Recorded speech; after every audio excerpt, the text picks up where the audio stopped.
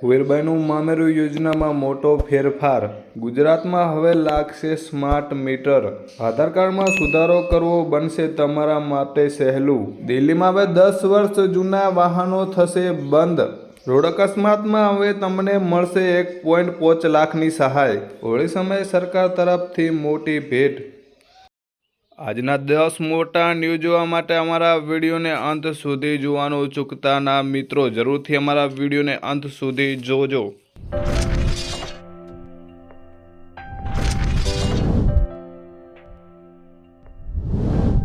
સ્વાગત છે મિત્રો મારી આ ન્યૂઝ ચેનલમાં તમામ મિત્રોનું।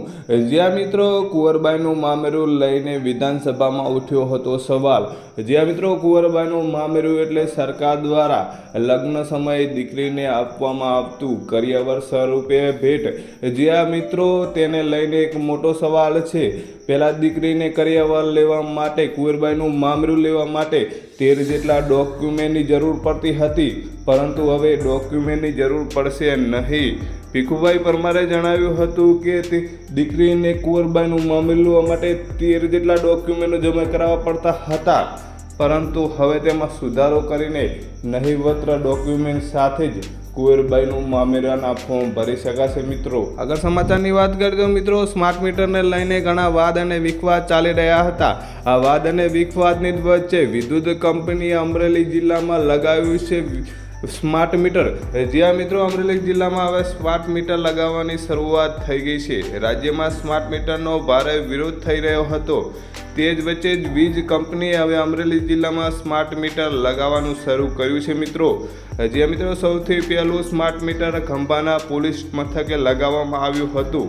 સ્માર્ટ મીટરને લઈને લોકોમાં ઘણી અગવડતા વધે છે કે ઘટે છે તે હવે જોવાનું રહેશે મિત્રો। આધાર કાર્ડને લઈને એક મોટી અપડેટ સામે આવી છે મિત્રો। જ્યાં મિત્રો તમારે અને મારે જો આધાર કાર્ડમાં સુધારો કરવો હોય તો તાલુકા પંચાયત અથવા જિલ્લા પંચાયતની મુલાકાતે જવું પડતું હતું। ત્યાં પણ ભીડનો સામનો પણ કરવો પડતો હતો। બહુ સહેલી રીતે આધાર કાર્ડમાં કોઈ પણ સુધારો થઈ શકતો નહોતો, પરંતુ હવે સમય બદલાતા જ મિત્રો ખાનગી કંપનીઓ દ્વારા આધાર કાર્ડમાં સુધારો કરવામાં આવશે। જ્યાં મિત્રો KYC અને સેવાઓ માટે હવે વારંવાર દસ્તાવેજો સબમિટ કરવાની જરૂર નથી। આધાર કાર્ડનો નવો નિયમ જાહેર। જો કે હાલમાં માત્ર સરકારી વિભાગો જ આધાર કાર્ડનું વેરિફિકેશનનો ઉપયોગ કરી શકતા હતા, પરંતુ હવે સરકાર દ્વારા કરવામાં આવેલા કાયદા સુધારા પછી ખાનગી કંપનીઓને પણ આધાર કાર્ડની સુવિધા આપવામાં આવશે। 31 જાન્યુઆરી 2025ના નિયમ લાગુ થશે। આ સુધારા બાદ હવે આરોગ્ય, શિક્ષણ, e-commerce, credit rating, hotel industry જેવા કાર્યોમાં વધુ સરળતા મળશે મિત્રો। સમાચારમાં આગળ વાત કરીએ તો દિલ્હી સરકારે લીધો છે મોટો નિર્ણય। જ્યાં મિત્રો તમારી પાસે પણ દિલ્હીમાં રહેતા હોય ને કોઈ પણ વાહન 15 વર્ષ જૂનું હશે તો તમને પણ પેટ્રોલ મળશે નહીં। જ્યાં મિત્રો પ્રદૂષણના કારણે સરકારે જબરજસ્ત નિર્ણય લીધો છે કે જૂના વાહન ચાલકોને પેટ્રોલ આપવામાં આવશે નહીં। દિલ્હી સરકારે 15 વર્ષ જૂના વાહન અંગે મોટી જાહેરાત કરવામાં આવી છે। સરકારે કહ્યું છે કે વાહન જો 15 વર્ષ જૂનું હશે તો તેમને ઈંધણ આપવામાં આવશે નહીં। દિલ્હીના પર્યાવરણ મંત્રી મનજીતસિંહ સિસોદિયાએ જણાવ્યું હતું કે 31 માર્ચ પછી દિલ્હીના પેટ્રોલ પંપ ઉપર 15 વર્ષ જૂના કોઈપણ વાહનને પેટ્રોલ આપવામાં આવશે નહીં। તેની ખાસ નોંધ લેવી જો તમે દિલ્હીમાં રહેતા હોય તો મિત્રો। સમાચારની આગળ વાત કરીએ તો મિત્રો અકસ્માતને લઈને મોટા ન્યૂઝ આવ્યા છે। જ્યાં મિત્રો જો તમારે રોડ અકસ્માત થયો હોય અને તમારા ખિસ્સામાં તાત્કાલિક પૈસા ના હોય તો તમને 1.5 લાખ સુધીની સરકાર દ્વારા સહાય આપવામાં આવશે। જ્યાં મિત્રો આ માત્ર સરકારી દવાખાના માટે નથી, કોઈ પણ ખાનગી દવાખાનામાં તમને સારવાર આપવામાં આવશે।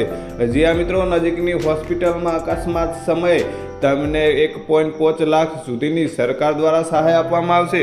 જે આ મિત્રો આ મહિને એટલે કે 2025માં માર્ગ અકસ્માતમાં 1,05,000 રૂપિયાની મફત સારવાર આપવામાં આવશે। આ નિયમ ખાનગી હોસ્પિટલમાં પણ લાગુ કરવામાં આવશે। આ માટે NHAI નોડલ એજન્સી તરીકે કામ કરશે। 5 મહિનામાં પુડુચેરી, પંજાબ, આસામ 6 રાજ્યોમાં એક પાયલોટ પ્રોજેક્ટ ચલાવવામાં આવ્યો હતો જે સફળ રહ્યો છે અને આ પાયલોટ પ્રોજેક્ટ હવે આખા ભારતમાં પણ ચલાવવામાં આવશે। જી હા મિત્રો। મિત્રો ન્યૂઝની આગળ વાત કરીએ તો જન્મ મરણ પ્રમાણપત્રને લઈને મોટો ફેરફાર કરવામાં આવ્યો છે. ફેરફાર કહીએ તો જન્મ મરણ પ્રમાણપત્રમાં સરકાર દ્વારા ફીમાં વધારો કરવામાં આવ્યો છે. જે મિત્રો રાજ્ય સરકારે જન્મ મરણ નોંધણી ફીમાં મહત્વપૂર્ણ ફેરફાર કરવામાં આવ્યો છે. 27મી ફેબ્રુઆરીએ નવા દર અમલીકરણ થયા હતા. મૃત્યુ પ્રમાણપત્ર માટે 5 રૂપિયા ફી ચૂકવવી પડતી હતી, પરંતુ હવે તમારે 20 રૂપિયા ચૂકવવા પડશે. જ્યારે જન્મ પ્રમાણપત્રની વાત કરીએ તો 10 રૂપિયા ફીમાં જન્મ પ્રમાણપત્ર મળતું હતું, પરંતુ હવે તમારે 50 રૂપિયા ચૂકવવા પડશે. આ નવા નિયમો અનુસાર 30 દિવસથી મોડી જો તમારી નોંધણી થશે તો તમારા જોડે 10 રૂપિયા એક્સ્ટ્રા લેવામાં આવશે. જો વધારે પડતી મોડી થશે તો તમારા જોડે 50 રૂપિયા લેવામાં આવશે. 1 વર્ષ મોડી જો નોંધણી કરવામાં આવશે તો 100 રૂપિયા ફી તમારા જોડેથી વસૂલવામાં આવશે. જ્યાં મિત્રો આ માટે જિલ્લા મેજિસ્ટ્રેટની મંજૂરી લેવી પડશે. જો તમારી નોંધણી થોડી મોડી થશે તો તમારે જિલ્લા મેજિસ્ટ્રેટની પરવાનગી લેવાની આવશે. જ્યાં મિત્રો ખોટી માહિતી જો તમે આપશો તો તમારા જોડેથી 50 રૂપિયાથી લઈને 1000 રૂપિયા સુધીનો દંડ ફટકારવામાં આવશે. હાલમાં પ્રમાણપત્ર હવે ઇલેક્ટ્રોનિક થઈ ગયા છે અને ડિજિટલ સ્વરૂપે આપવામાં આવશે. નકલ શબ્દના બદલે પ્રમાણપત્ર શબ્દનો ઉપયોગ થશે. જ્યાં મિત્રો હોળીને લઈને સરકારે એક મોટું નિવેદન આપ્યું છે. જ્યાં મિત્રો હોળીને લઈને મુસાફરીમાં તકલીફ ના થાય તે માટે હવે એક્સ્ટ્રા બસો દોડાવવામાં આવશે. સરકારનો એક મહત્વપૂર્ણ નિર્ણય છે. હોળી ધૂળેટીને લઈને મુસાફરો માટે ખુશીના સમાચાર.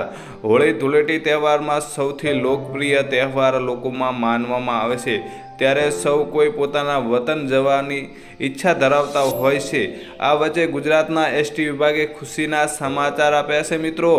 જ્યાં મિત્રો એસટી વિભાગે મુસાફરો માટે 820 બસો દોડાવશે, જેમાં દાહોદ, ડાકોર, ગોધરા, ચાલોદ, ફતેપુર, બારિયા, છોટાઉદેપુર જઈ શકાશે. આ વિસ્તારના ઘણા લોકો ગુજરાતના વિવિધ જિલ્લામાં કામ કરવા થકી ગયેલા હોય છે અને તેથી તેઓ તહેવાર ઉજવી શકે તે માટે હવે એક્સ્ટ્રા બસો સરકાર દ્વારા દોડવામાં આવશે.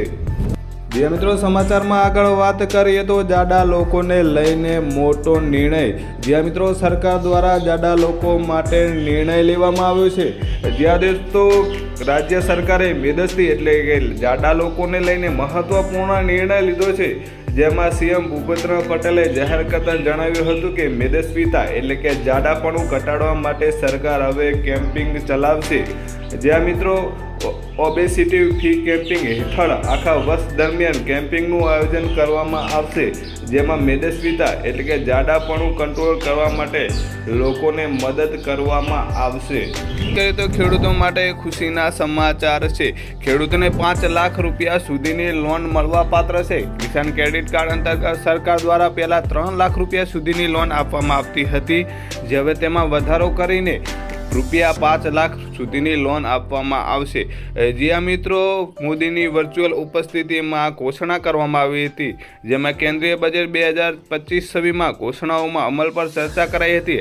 આર્થિક સર્વેક્ષણ 2024 મુજબ 31 માર્ચ 2024 સુધીમાં 7.75 કરોડ ખેડૂતોને કિસાન ક્રેડિટ કાર્ડ આપવામાં આવ્યા હતા. આ ટૂંકા ગાળાના ધિરાણમાં જરૂરિયાત પૂરી કરીને યોજનાઓમાં કૃષિ ક્ષમતા વધારો કરી અને ખેડૂતોના આવકમાં વધારો કરે તેવી મહત્વપૂર્ણ યોજનાઓ પણ બનાવવામાં આવશે. સમાચારની આગળ વાત કરીએ તો રેશન કાર્ડને લઈને મોટી અપડેટ આવી છે મિત્રો. જ્યાં મિત્રો જો તમારું આધાર કાર્ડ રેશન કાર્ડ સાથે લિંક નહીં કરાયેલું હોય તો આ તારીખે બંધ થઈ શકે છે તમારું રેશન કાર્ડ. જેથી જરૂરથી ધ્યાન લેવું ને કે તમારું રેશન કાર્ડ બંધ થઈ શકે છે. જ્યાં મિત્રો સરકાર દ્વારા મોટી અપડેટ આપવામાં આવી છે કે જો તમે 31 માર્ચ સુધી આધાર કાર્ડને તમારા રેશન કાર્ડ સંગાથે લિંક નહીં કરાવો તો તમારું રેશન કાર્ડ બંધ થઈ જશે. જો તમે નહીં કરાવો તો તમારું રેશન કાર્ડ હવે બંધ થઈ જશે. જો કોઈ સભ્યનું આધાર કાર્ડ 31 માર્ચ સુધી લિંક કરાવેલું નહીં હોય આધાર કાર્ડ સાથે તો 1 એપ્રિલ 2025થી રેશન કાર્ડનો લાભ મળવા પાત્ર રહેશે નહીં. તેથી તમારે સમયસર તમારું આધાર કાર્ડ રેશન કાર્ડ સાથે લિંક કરાવી લેજો મિત્રો, ન કે તમારું રેશન કાર્ડ બંધ થઈ શકે છે. મિત્રો સમાચારમાં આગળ વાત કરીએ તો પોરબંદરમાં એક ખૂબ સરસ કાર્ય ચાલી રહ્યું છે. ઘરનું ઘર યોજના એટલે કે PM આવાસ યોજનાનો સર્વે ચાલી રહ્યો છે. જ્યાં મિત્રો પોરબંદર જિલ્લાના વિકાસ અધિકારી BB ચૌધરીના માર્ગદર્શન હેઠળ જિલ્લા ગ્રામીણ વિકાસ એન્જિનિયર રેખાબ્યા સર્વેયરના દેખરેખ હેઠળ ગ્રામીણ કક્ષાએ જુદી જુદી ટીમો દ્વારા PM આવાસ યોજનાનો નવો અને જૂનો સર્વે ચાલુ રહ્યો છે. અને જૂના સર્વેમાં જો કોઈ કામ બાકી હોય તે પણ એને ઝડપપણે પૂર્ણ કરવાનું રહેશે. જ્યાં મિત્રો પોરબંદર જિલ્લામાં PM આવાસ યોજનામાં ગ્રામીણથી ગ્રામ કક્ષાએ એક પણ લાભાર્થી વંચિત ન રહે તે માટે ખાસ તકેદારી રાખવામાં આવી છે. પોરબંદર જિલ્લામાં 143 ગામોમાં સર્વે હાથ ધરવામાં આવ્યો હતો. તે ખૂબ સરસ કાર્ય કહેવાય દોસ્તો. શિક્ષણ વિભાગને લઈને એક મોટી અપડેટ આવી છે. જ્યાં મિત્રો RTE એડમિશન 2025 ચાલુ થઈ ગયા છે. જ્યાં મિત્રો RTE એટલે કે રાઇટ ટુ એજ્યુકેશન હેઠળ શાળામાં પ્રવેશ મેળવવા માટે ગુજરાત સરકાર 2025-26 અંતર્ગત પ્રવેશ પ્રક્રિયા જાહેર કરી દેવામાં આવી છે. જ્યાં મિત્રો આગામી વર્ષ 1 જૂન 2025ના રોજ જો તમારા બાળકના 6 વર્ષ પૂરા થયેલા હશે તેવા જ બાળકને ધોરણ 1માં પ્રવેશ આપવામાં આવશે. જ્યાં મિત્રો આ તે ખાસ ધ્યાન લેવું કે બાળકને 6 વર્ષ પૂર્ણ થયેલા હોવા જોઈએ તો જ શાળામાં એક ધોરણમાં પ્રવેશ મળશે. શિક્ષણ વિભાગ દ્વારા આપવામાં આવેલ જાણકારી અનુસાર રાઇટ ટુ એજ્યુકેશન પ્રવેશ પ્રક્રિયા અંતર્ગત 28 ફેબ્રુઆરીથી 12 માર્ચ સુધી ઓનલાઈન ફોર્મ ભરવામાં આવશે. જેથી વહેલી તકે ફોર્મ ભરાવી લેવા વિનંતી મિત્રો.